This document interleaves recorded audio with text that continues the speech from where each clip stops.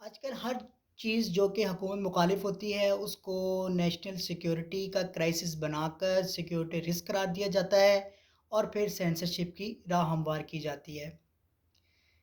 C T D اہلکار جنہوں نے ماں باپ کو ان کے بچوں کے سامنے بہیمانہ طریقے سے قتل کیا ساہیوال کے اندر، ان کو اب تک سزا نہ ملنا یہ سیکیورٹی رسک ہے۔ ماڈل ٹاؤن کے اندر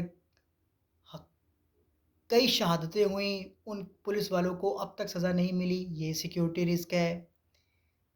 پاکستان کی انگور اڈا چیک پوسٹ افغانستان کو دی گئی بغیر فیڈرل گورنمنٹ کی اپروول کے، یہ سیکیورٹی رسک ہے۔ ایبٹ آباد آپریشن ایک بہت بڑی مثال ہے جو کہ پاکستان کے اوپر ہمیشہ ایک تلوار لٹکی رہے گی۔ یہ جس طریقے سے وہ آپریشن کنڈکٹ کیا گیا وہ سیکیورٹی رسک ہے، یہ ساری چیزیں سیکیورٹی رسک ہیں۔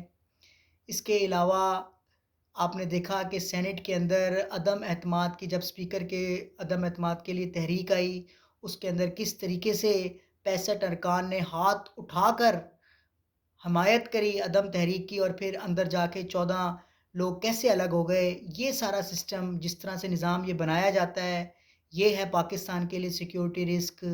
پھر اسی طرح اس سے پہلے آپ یہ دیکھتے رہے کہ ایک عدالت نے ایک سابق فوجی جرنیل کو سزا دی اور پھر اس عدالت کو ہی صفحہ ہستی سے مٹا دیا گیا۔